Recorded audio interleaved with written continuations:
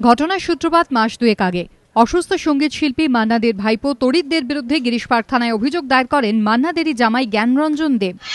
তার দাবি, বিবেকানন্দ রোডে একটি রাষ্ট্রায়ত্ত ব্যাংকের শাখায় ভাইপো তড়িৎ দের সঙ্গে জয়েন্ট অ্যাকাউন্ট করেছিলেন মান্না দে। অ্যাকাউন্টে 15 লক্ষ টাকা ছিল, যার পুরোটাই মান্না দের।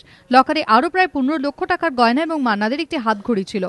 কিন্তু জ্ঞানরঞ্জন দেবের অভিযোগ, মান্না দের অজান্তে তড়িৎ দেব অ্যাকাউন্ট থেকে 12 লক্ষ টাকা তুলে নেন এবং দেখা যায় লকার থেকে গয়না এবং ঘড়িও সরিয়ে ফেলা হয়েছে।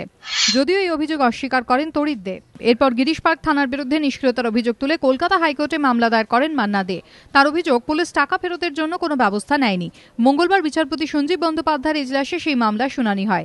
সেই সময় বিচারপতি মন্তব্য করেন, বোঝা যাচ্ছে এটা একটা পারিবারিক ব্যাপার। পরিবারের সদস্যদের নিজেদের মধ্যে আলোচনা করে মিটিয়ে নেওয়ার জন্য 2 সপ্তাহ সময় দিচ্ছে আদালত। এই সময়ের মধ্যে পারিবারিক স্তরে আলোচনায় সমস্যা না মিটলে আদালত আইন অনুযায়ী এগোবে বলে জানিয়েছেন বিচারপতি। ধ্রুবজ্যোতি প্রামাণিকের রিপোর্ট, এবিপি আনন্দ, কলকাতা।